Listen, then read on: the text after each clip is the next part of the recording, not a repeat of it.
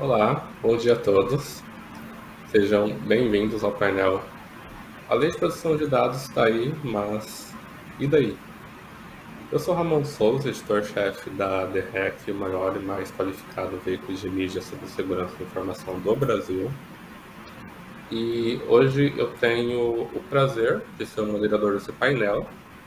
E para comentar, sobre esse assunto, sobre a eficácia da Lei Geral de Proteção de Dados, LGPD, e a atuação da Autoridade Nacional de Proteção de Dados, a ANPD, até o momento. Eu tenho o prazer de ter aqui comigo dois profissionais renomados no setor, Temos o Cleorbit Santos, que é Information Security and Data Protection Manager na Justiça Eleitoral, e temos o Abian Lagnestra, que é Head de Segurança e Informação na Allianz Homens Shopping Centers. Bem, Cleorbit, eu queria que vocês se apresentassem um pouquinho, falassem um pouco sobre a experiência de vocês. Podemos começar com o Abian. Olá, pessoal, tudo bem? Bom dia. É um prazer estar no painel. Dividir esse espaço com o Ramon, que eu admiro muito o trabalho. Já falamos diversas vezes, Ramon? Nós fizemos aí em Cybersecurity, lá com o Cleorbit nesse painel também.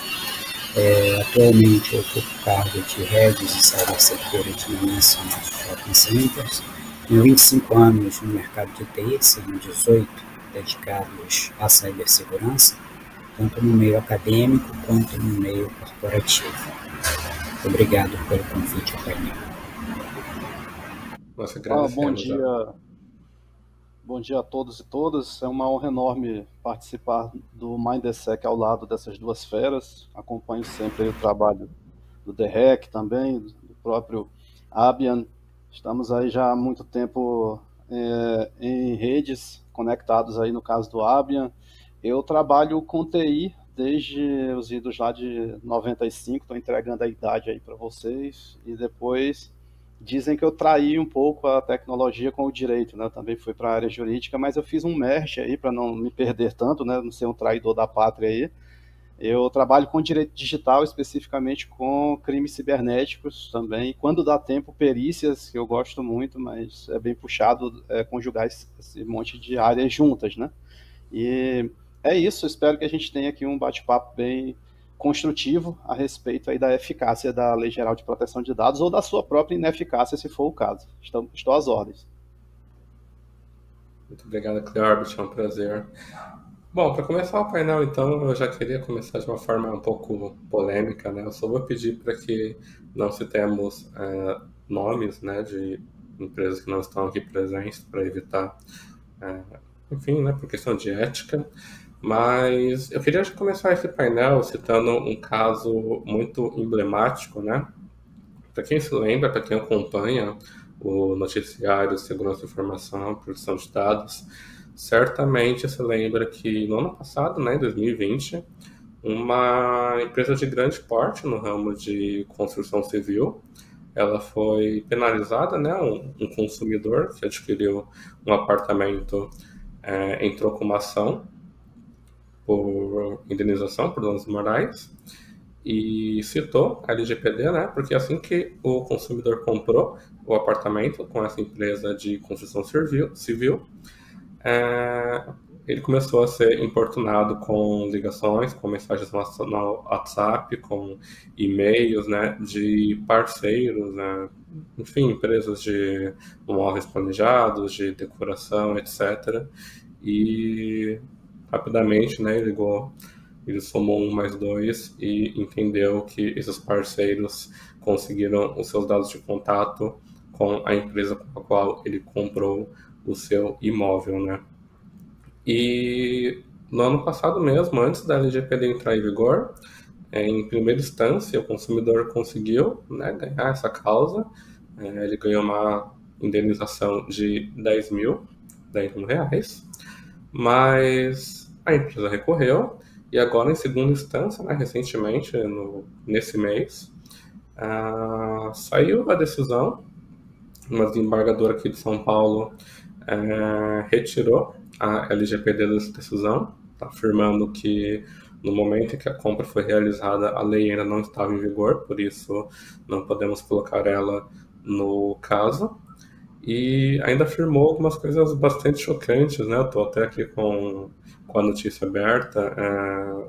Afirmou que houve culpa exclusiva do autor ao preencher os cadastros com dados pessoais e que o autor da ação também não apresentou provas concretas de que, de fato, foi a construtora que compartilhou os dados com esses terceiros, né? E isso causa preocupações, né, de diversas formas possíveis, né? Além da jurisprudência, causa preocupação porque coloca o consumidor como responsável por efetivamente criar as provas de que uma empresa efetua o compartilhamento de dados sem o seu consentimento, e o consumidor acaba sendo o elo mais fraco dessa relação, né? Então, não cabe a ele fazer essa investigação, vamos dizer assim. Eu queria saber qual a opinião de vocês a respeito desse caso, se houve equívoco por parte da desembargadora, se ela está certa, se ela está errada, qual que é o problema que temos aí. Queria ouvir um pouquinho de vocês. Abian, fica à vontade aí.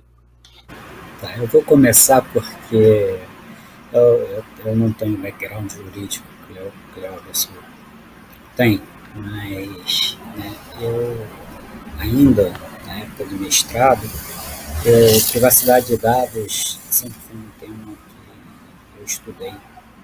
Desde 2009 eu venho estudando isso dentro do Brasil e fora do país. Bom, a desembargadora, né, tirando o fato, né, da área acadêmica dela, né, da área de atuação profissional, quando ela fala que a lei não estava em vigor, né, existe um fato aí preponderante. A Lei Geral de Proteção de Dados não estava em vigor, mas o Marco Civil da Internet sim, e a Lei Carolina Dickman-Idem, né? E um outro fato, né, a privacidade de dados, né, muito em breve vai fazer parte dos direitos universais do ser humano, porque é impossível que eu tenha um ambiente digital sanitizado se eu não tiver respeito e governança adequada sobre a privacidade de dados. Importante notar e fazer uma segmentação que a gente não está pedindo confidencialidade de dados, a gente está pedindo privacidade. Confidencialidades hoje, né, para quem é de TI, roda um Maltego ou um OSINT, sabe que é impossível hoje confidencialidade de dados. Mas a privacidade, sim. Então, realmente é uma decisão que eu olhando, me causa muita surpresa e vai na contramão, por exemplo, de questões que excedem até a cibersegurança e TI, que são questões de responsabilidade socioambiental, ética, que hoje está muito na moda, né? Sustentabilidade, que uma das premissas e pilares de uma responsabilidade social, né, bem governada, bem gerida das empresas, hoje é o pilar de privacidade de dados. Então, esse era o ponto que eu queria colocar aqui. Bom dia novamente, eu concordo aí com os apontamentos do Abian, e eu espero que a pronúncia do seu nome esteja correta, Abian, que a gente não tem mas não tem problema. Eu também vou errar a pronúncia do seu nome, Cleóvis. Não, meu nome é criptografado, né? O pessoal brinca que não, mas criptografado virou Cleorbert, né? Enfim. Cleorbert. Isso. Independentemente do seu background jurídico, Abian, é extremamente importante que profissionais, usando da interdisciplinaridade ou da multidisciplinaridade, se manifestem nesse tocante, porque o que a gente tem aqui no Brasil ainda é um engatinhar na aplicação da LGPD. E eu quero deixar claro aqui para os ouvintes que a minha análise, que eu vou tentar ser bem objetivo com ela é desapaixonada. Eu não vou estar aqui defendendo a decisão que foi emanada pelo Tribunal de São Paulo, nem tampouco as alegações do autor, ou seja, da vítima e do vazamento desses dados que foram utilizados para fins ilícitos, em tese, né? Eu vou falar em tese porque já eu chego nesse ponto. A gente tem preocupação com proteção de dados desde Roma, Os romanos, segundo consta, foram os que inventaram, por exemplo, o compliance contábil. Eles tinham muita preocupação em nível de Estado, em relação ao uso do dinheiro público, lá em Roma ainda, então a gente vem caminhando com isso. E a gente já tem manifestações perigosíssimas do uso de dados agora na Segunda Guerra Mundial, onde pessoas foram perseguidas por conta de dados serem acessados, por exemplo, pelos próprios nazistas.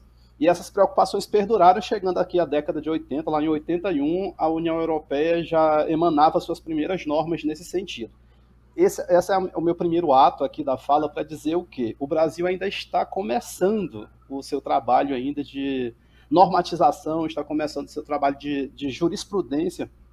Como disse o Ramon anteriormente, a gente, claro, tem que construir uma jurisprudência, e para quem não é da área jurídica, a jurisprudência são as decisões, né? As decisões, elas também, de certa forma, influenciam as próximas decisões. Então é interessante que elas sejam construídas de maneira, vamos dizer, alinhada com aquilo que a gente deseja, como o próprio Abian falou, que sente estranheza nesse tipo de manifestação feita pelo judiciário. Nesse caso específico, houve uma relação de consumo, certo? Houve uma relação de consumo, realmente, porque houve liame ali entre a coleta de dados feita pela empresa de venda de imóveis ali, pela imobiliária, com os parceiros, só que o que foi que pecou o autor dentro da análise que eu fiz em cima, inclusive, da própria decisão e da sentença anterior. Ele não conseguiu provar exatamente que os dados foram vazados a partir dessa imobiliária. Ele, em juízo, ele manifestou isso na presença dos próprios juízes lá, ele manifestou que fez durante a compra do imóvel, ele fez cadastro em diversas outras empresas, e foi nisso que a própria ré, né, a imobiliária, né, nesse caso específico, ela se amparou também nisso para dizer, olha, não temos como comprovar, aliás, a gente não pode produzir o que eles chamam de prova negativa, né, que alguns chamam até de prova diabólica. Seria muito complicado para nós comprovarmos que não fizemos algo que a gente nem tem consciência de que está acontecendo. Inclusive, a gente pediu para o autor da ação, né, para a vítima, nos informar quais eram as empresas que estavam incomodando ele, e ele não nos informou. A gente não sabe nem quem são essas pessoas que estão, inclusive, dizendo que os dados têm a ver com a própria compra. Repito, a minha análise é desapaixonada, não entendam errado, é só uma análise jurídica. Mas, de qualquer forma, o advogado disse que vai recorrer dessa nova decisão, apontando a necessidade de inversão do ônus da prova. Isso ele vai alegar. Por quê? Porque já que o judiciário disse que há uma relação de consumo estabelecida, né? Ou seja, houve a venda do imóvel, e por conta disso há um liame dessa venda do imóvel com o uso dos dados depois, mesmo que por terceiros, ele vai invocar lá o artigo 6º do Código de Defesa do Consumidor, inciso 8º, para exigir nesse novo recurso, para exigir que haja essa prova, que essa prova seja confeccionada pela parte mais forte, que é a empresa.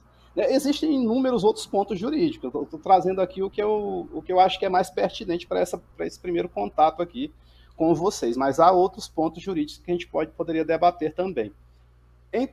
Em tese, foi acertada a decisão do judiciário nesse sentido. Houve realmente o vazamento dos dados? Houve, só que o autor não conseguiu comprovar quem foi que vazou esses dados. Houve o uso indevido desses dados com propagandas e etc, etc. Sim, houve, só que a LGPD realmente, à época, ainda não estava em vigência. E o Código de Defesa do Consumidor, lá no artigo 88, ele proíbe a denunciação a lide. Lide é o conflito, ou seja, a ação. A empresa, ou seja, a ré, queria chamar os responsáveis, as pessoas que estavam incomodando aquela vítima. Só que, por conta dessa previsão no Código de Defesa do Consumidor, ela não poderia fazer isso. Ou seja, o autor teria que criar uma nova ação judicial frente a essas pessoas que estavam incomodando ele. Mas por conta, como eu disse, da relação ter nascido com a empresa, ela termina respondendo solidariamente por conta desse fato. Só que, porém, aí o judiciário novamente disse, olha, isso aí foi mero incômodo. Não chegou às raias do incômodo psicológico, não feriu realmente a moral da pessoa e etc, etc. Para fechar minha fala, já há decisões, para que vocês saibam, há decisões, isso já é outra história paralela aqui, mas reunida nesse contexto.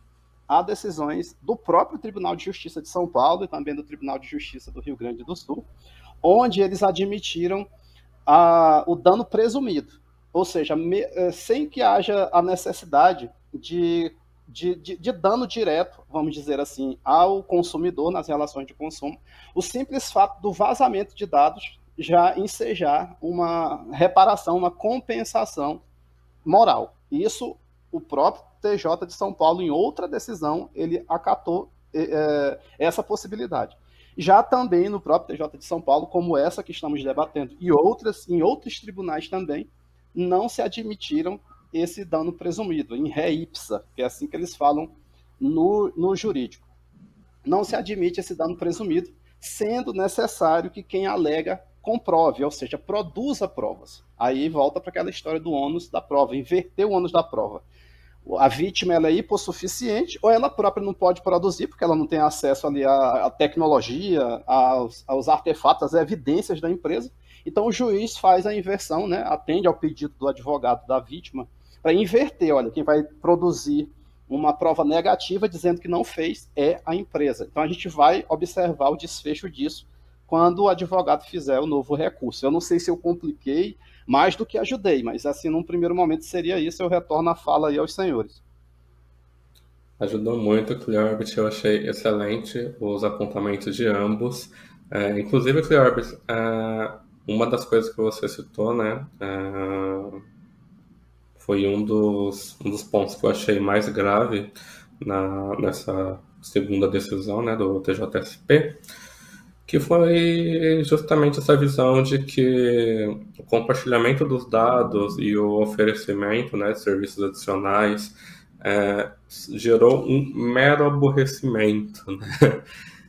Eu acredito que a partir do momento em que o país institui uma legislação federal para proteger os dados pessoais do cidadão, para impedir que esses dados sejam compartilhados com terceiros, e a partir do momento que o mundo inteiro, né, está caminhando para extinguir coisas como o spam call, né, ligações telefônicas de spam, que todo mundo realmente considera algo bastante incômodo. Às vezes está numa reunião, às vezes você está no carro e você é atormentado por essas ligações.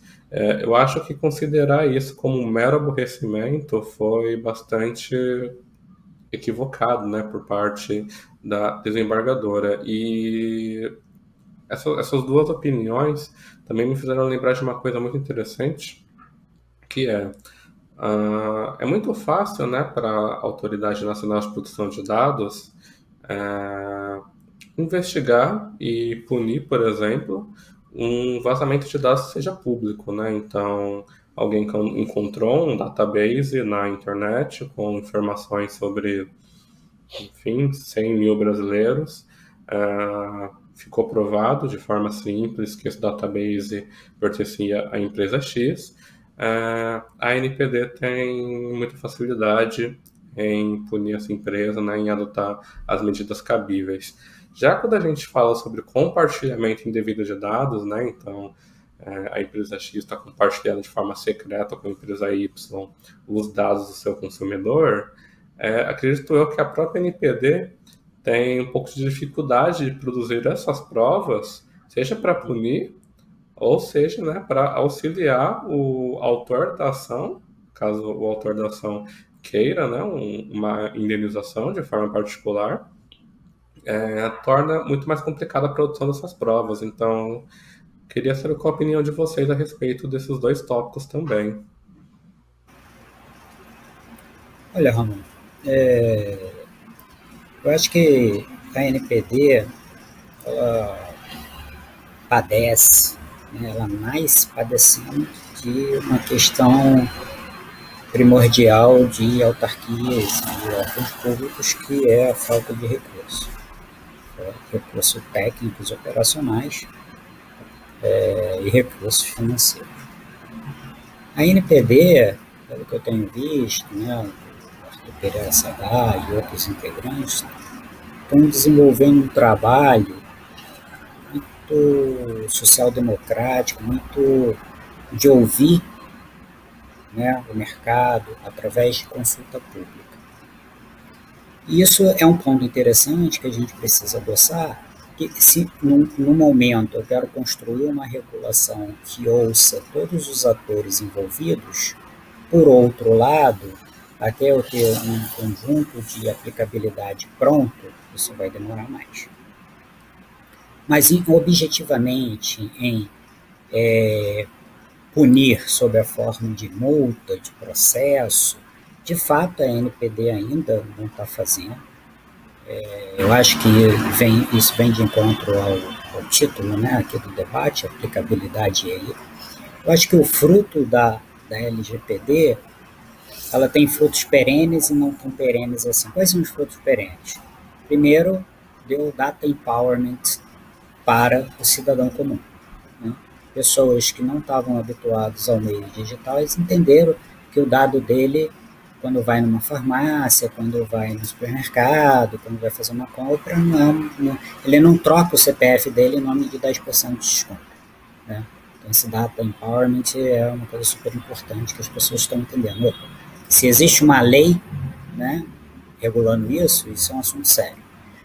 Agora, sobre, né, multa e ações para mitigar vazamentos e problemas dessa ordem, se a gente for comparar com a GDPR, a gente ainda vai ter uma longa estrada.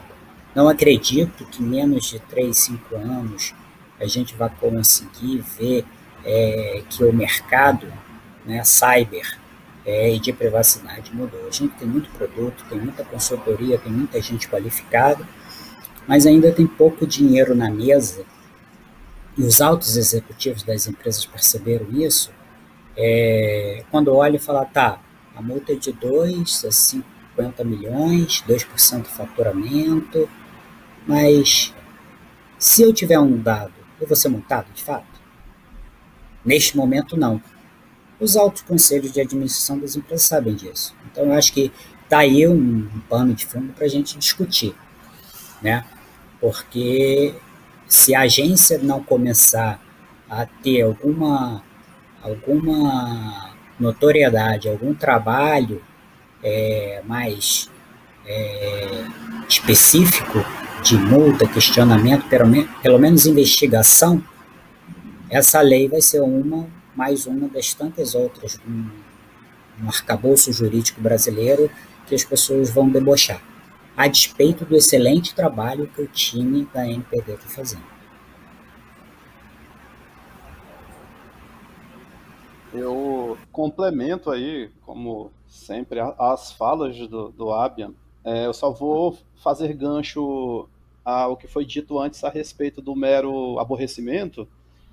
Eu não tive acesso à petição inicial, ou seja, ao pedido inicial do autor da ação contra a construtora, contra a imobiliária lá, mas pelo que a desembargadora falou, ele demonstrou lá que seriam e-mails e mensagens de WhatsApp com oferecimento de serviços, de bens, e repito, a minha análise aqui é só jurídica, eu não estou dizendo que eu concordo com o que ela disse, até porque precisaria de uma análise muito mais profícua em cima desse caso específico.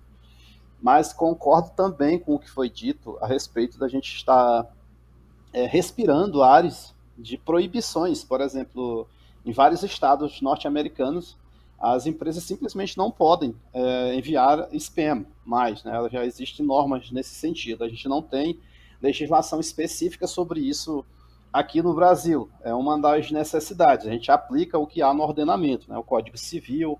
Mas, para fechar essa primeira parte da fala, já que esse autor ele pode ingressar com nova ação contra esses que o estavam incomodando, agora sim, já que a LGPD está em vigor, ele pode reclamar, por exemplo, diretamente na própria ANPD, informando que houve esse tipo de contato para que ela fiscalize e verifique se essas empresas estão em conformidade, né? Se há ali um opt-out nos e-mails enviados, como é que se dá esse SMS, e eles também vão ter que demonstrar de onde esses dados saíram. Então é outra via aí para ele trabalhar também. E agora indo para a própria NPD, a questão mais nevrálgica que eu enxergo é porque a gente tem que dividir as coisas aqui, juridicamente, em ações penais, né? A gente tem órgãos especializados e com competência jurídica, ou seja, eles têm permissão constitucional para que eles possam exercer essa praxis jurídica na esfera criminal. Existem órgãos aí para isso. Da mesma maneira, a gente tem órgãos para fazer esse tipo de trabalho na esfera civil, a gente tem órgãos administrativos, porque são processos distintos, que inclusive podem sim correr, né, podem existir, coexistir ao mesmo tempo. Um consumidor lesado que comprove, por exemplo, como o próprio Abian falou na Lei 12.737, que tipificou a conduta de invasão de dispositivo informático, lá no artigo 154A do Código Penal, ele se sentindo lesado nesse sentido, ele pode abrir um boletim de ocorrência, que comprovada ali a necessidade vai ensejar uma ação penal, ao mesmo tempo que ele pede em juízo uma compensação por eventuais danos morais ou uma indenização por danos materiais, e ao mesmo tempo ele também poderia ingressar, caso envolvesse dados pessoais, em uma reclamação para que seja aberto um processo administrativo que é competência da ANPD. Aí, como eu falei em competência, ou seja, existem órgãos específicos para finalidades específicas, a ANPD ela não tem competência investigatória. Ela, lá no artigo, eu vou só dar uma pescada aqui, porque são artigos demais, é o 55J, eu deixei anotadinho aqui, na LGPD, que traz as competências da autoridade. E lá no inciso 21º, uma das competências dela é comunicar às autoridades competentes as infrações penais. Então, o que a ANPD pode fazer? Ela fiscaliza e sanciona punições, ela pode punir, mas ela não tem essa competência investigatória e, como o Abian muito bem colocou, nem recursos humanos para isso também, né? Eu conheço vários profissionais que estão no quadro da ANPD e também vários do novo conselho, que reúne aí profissionais de mercado que estão por lá também, e a gente sabe das dificuldades orçamentárias e também de recursos humanos. Quando eu falo recursos humanos, da própria aquisição, da própria requisição de servidores públicos de outros órgãos para auxiliar a NPD. E eu sigo o voto aí do relator Abian quando ele diz que realmente a situação ainda não é muito fácil para a NPD, sem tirar o mérito dela nas ações que ela tem feito aí de consulta pública. Ela já criou uma agenda regulatória, a gente tem lá no site oficial do .gov, tem uma agenda onde ela já mostra as potenciais datas que ela vai emanar, aquilo que ela tem competência para falar a respeito, né, e vários outros temas, mas realmente ainda enxergo com muita dificuldade a ação fiscalizatória da NPD, por conta desses pontos que aqui comentei. Eu retorno a fala aos colegas.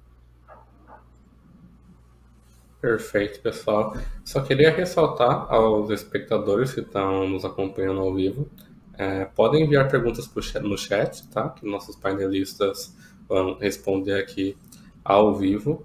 E aproveitando esse gancho, né, de que realmente a NPD é uma agência um tanto nova, né, com poucos recursos, tanto financeiros quanto humanos. De fato, eu concordo, né, com os senhores que ela ainda não tem capacidade técnica para realizar uma investigação, né, para realizar a apuração de um incidente, de um eventual vazamento ou compartilhamento devido de dados. Mas eu gostei muito, né, da gente conversar sobre como que a LGPD se comunica com outras esferas da legislação brasileira, né? Então, o que eu queria saber agora, a opinião de vocês, é em relação a futuras interações da LGPD com as outras esferas, justamente com as outras esferas da legislação brasileira. Então, por exemplo, né, tentando não ficar muito focado nesse caso da construtora, mas a própria desembargadora, ela colocou, né, no meio de todo o caso o Código de Defesa do Consumidor. Nós temos também o Código Penal, porque se pararmos para pensar, né, o papel da NPD e a LGPD como um todo é uma legislação feita para punir as empresas, né, com multas por não estar em compliance, mas o consumidor final, que é quem efetivamente acaba sendo lesado por um vazamento de dados, né, sofrendo com possíveis clonagens no seu cartão de crédito, com fraudes de falsidade ideológica, a LGPD ela não prevê, né, uma compensação para o usuário final. Então, nisso a gente já entra na esfera do Código de Defesa do Consumidor. Então, o próprio consumidor final vai ter que ingressar com uma ação caso ele se sinta lesado por um incidente.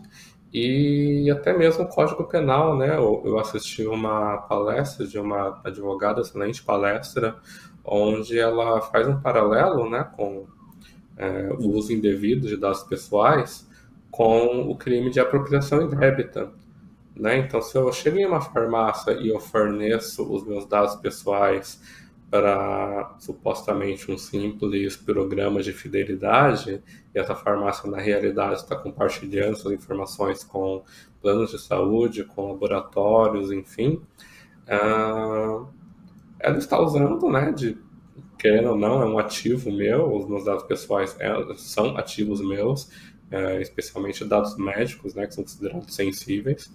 Aquela farmácia está usando esses ativos, né, que eu emprestei para ela, e são meus, então eu emprestei para ela realizar alguma ação, e ela está usando de forma inapropriada, né, então há uma interpretação bem grosseira, né, a gente pode enquadrar isso como apropriação indébita. Qual a opinião de vocês sobre isso? Dessa vez eu quero você falar primeiro. O que acontece? Peço licença aos apontamentos da advogada que falou sobre apropriação indébita, porque o crime de apropriação indébita, lá do artigo 168 do Código Penal, ele trata de apoderamento de coisa alheia móvel, sem o consentimento do dono, do proprietário dessa coisa alheia móvel. E eu e outros pensadores aí, nós acreditamos que dados não são coisa alheia móvel. Você copia dados, você transfere dados usando um suporte, por exemplo, um pendrive, etc., mas eles não configurariam ali coisa alheia móvel, com todo o perdão da licença, que é um debate acadêmico, eu não tenho o condão de maneira alguma, porque é um debate que com certeza vai respingar ainda em decisões judiciais, etc., mas eu não considero realmente dados como coisa alheia móvel, eu não retiro ali, a não ser que eu apague os dados da origem e tenha ficado com a cópia, mas mesmo antes de apagar eu já copiei, né? Então eu não arranco literalmente o dado ali dos data centers de alguém, do banco de dados de alguém. Isso é o meu apontamento nesse sentido. Não obstante, concordo com ela que, como eu dei no exemplo anterior, você pode ter, sim, várias legislações trabalhando em conjunto. O Brasil ele trabalha com uma teoria chamada teoria do diálogo das fontes, onde todas as fontes jurídicas elas são aplicáveis ao caso concreto e, de preferência, que sejam aplicadas aquelas mais benéficas para quem está tentando exercer ali seus direitos, né? A gente tem o próprio Marco Civil da Internet. Ele diz lá no seu artigo 19 que o provedor de conteúdo que não respeitar uma decisão judicial de pedido de remoção de conteúdo infringente vai responder civilmente. Ou seja, o Marco Civil é uma norma, em tese de, entre aspas, direito digital, que cita o próprio Código Civil. Se a gente for lá para o artigo 42, no parágrafo 2º da própria LGPD, que fala em inversão do ônus da prova, no processo civil será investido o ônus da prova, ou seja, a LGPD citando o Código Civil. Ou seja, essas normas elas trabalham em conjunto, né? Claro que existem leis, existem normas específicas para determinadas matérias, para determinados âmbitos, como a gente sabe, né? Tem um Código Penal para condutas que são tipificadas como crimes. A gente tem a LGPD para a questão de dados pessoais. Mas isso tudo já se conversa. O que a desembargadora fez nessa... Tranquilo, eu ouvi aqui um red alert, aqui, uma red flag aqui para nós. O que a desembargadora fez foi afastar a utilização da LGPD naquele caso da construtora, porque realmente ela ainda não estava em vigor. Mas se a ação for impetrada agora, com certeza a pessoa vai se utilizar também da LGPD, além do Código de Defesa do Consumidor, para subsidiar o mesmo caso, se fosse necessário. Passo a fala aí para os senhores. O áudio está desligado. Agora voltou. Complementando com o meu amigo disse, sobre a materialidade dos dados, eu não vou entrar nesse conceito, porque ele bem falou, tanto no campo acadêmico jurídico, quanto no campo acadêmico de ciência da computação e até sociológico, né?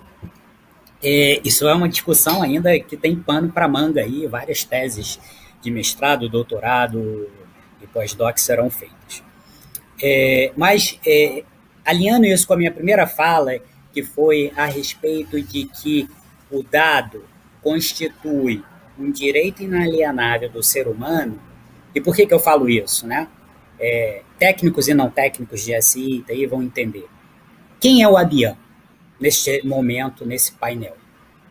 O ABIAN é um ente físico? Não.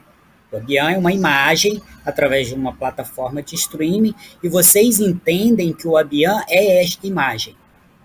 Mas, se a gente fizer um painel 2 horas da tarde e outra pessoa entrar aqui se identificando como o ABIAN vai ser aquela pessoa.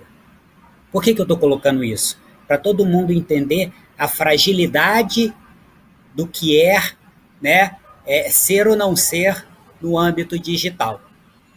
Né? Quando eu trago Shakespeare aqui para falar de dado digital, nós somos o nosso footprint digital.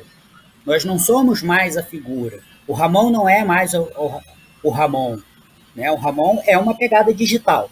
Então, partindo desse princípio que a gente tem um ente digital, é importante que todas as leis, que todo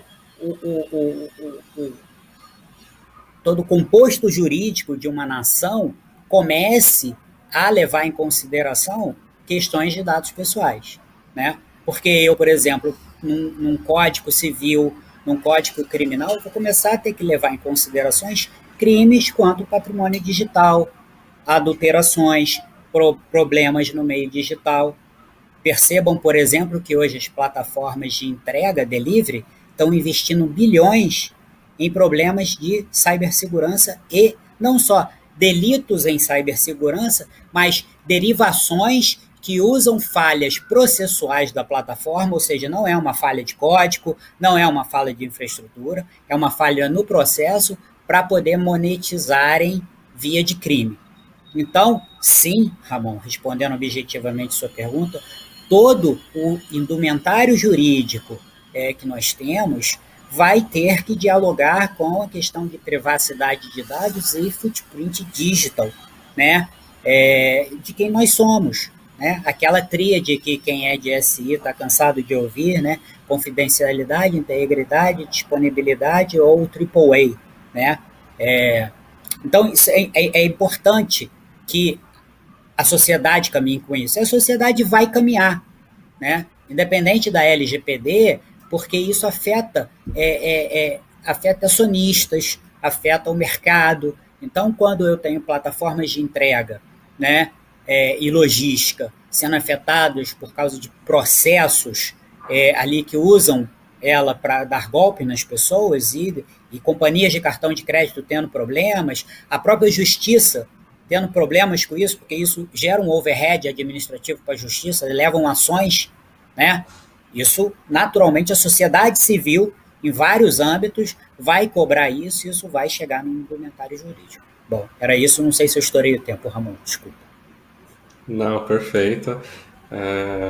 Inclusive, achei uma excelente colocação, né, como costumo dizer.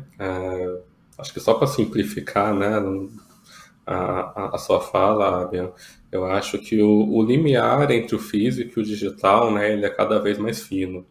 Então, se antigamente realmente dados eram só um conjunto de bits e bytes, né, que, enfim, não tinham um valor, hoje em dia, né, com a transformação digital, com a digitalização dos serviços, até serviços essenciais, governamentais, realmente nós temos uma identidade digital que é muito valiosa, tanto para o cybercrime quanto para as próprias companhias, né? A gente realmente, como você falou, eu aqui não sou o Ramon, né? Eu aqui sou uma imagem, sou um, um nome aqui escrito na página, não sou a pessoa física, né? A pessoa palpável Ramon. Então, nós realmente, né, estamos caminhando para um cenário onde temos um avatar, vamos dizer assim, né, uma versão digitalizada nossa, e é preciso que tanto o mercado quanto, eu acho que todo o sistema legislativo entenda, né, a importância dessa identidade digital, dessa versão virtualizada de cada cidadão. Bom, eu até gostaria de fazer mais perguntas. Eu acho que esse painel está sendo super produtivo, mas faltam 4 minutos para nós encerrarmos. Não temos perguntas do público. O público eu acho que ficou um pouquinho receoso de fazer perguntas. Mas, bom, queria aproveitar esse tempo para agradecer novamente a presença da Bian, a presença do Cleóbites. E caso vocês queiram dar algum recado final, esse é o tempo, fiquem à vontade. Bom, eu tenho falado sempre rápido aqui, mas, bom, eu quero deixar de recado para as pessoas se aprofundarem nos questionamentos relativos a seus dados, né? Eu vejo profissionais de TI, não só de SI, achando que, o que tem meu telefone, o que tem meu CPF. O pessoal de SI, principalmente quem está trabalhando em Red Team, sabe que com um CPF e um nome eu posso fazer brincadeiras perigosas. Então, sim, o dado a gente tem que tratar com carinho e respeito, independente da LGPD, independente de lei. Eu complemento a fala do meu nobre colega de painel, deixando até uma sugestão aí para o DREC ou outras entidades da mídia, para fazerem um levantamento, que é algo sobre o que eu falo de vez em quando. A gente tem uma necessidade urgente de mais cursos de capacitações em segurança. A gente tem inúmeras faculdades de computação, mas nem sempre esses profissionais tiveram mais de uma disciplina. Vejam só, o curso de 4 anos, às vezes, a pessoa tem uma só disciplina superficial sobre segurança, e a gente tem uma demanda violenta no mercado por conta de lei de proteção de dados, de outras questões criminais e etc., como a gente já debateu, e há pouca saída de curso de capacitações nesse sentido. É bem pequena a panela de profissionais de segurança, todo mundo se conhece praticamente no Brasil. Então, eu acho que a gente tem que ir por essa linha também, além da educação digital, como o Abian colocou. Então é isso, pessoal. Se cuidem aí durante essa pandemia, que eu espero que passe logo. Foi um prazer enorme trocar figurinhas com essas duas feras aqui. Estou às ordens aí nas esquinas digitais da vida. Até mais. Pessoal, queria agradecer mais uma vez os nossos convidados e, claro, você, o nosso espectador. Nosso painel chegou ao fim, mas continuar acompanhando o evento. E muito obrigado. Aproveitem o resto da programação. Até mais.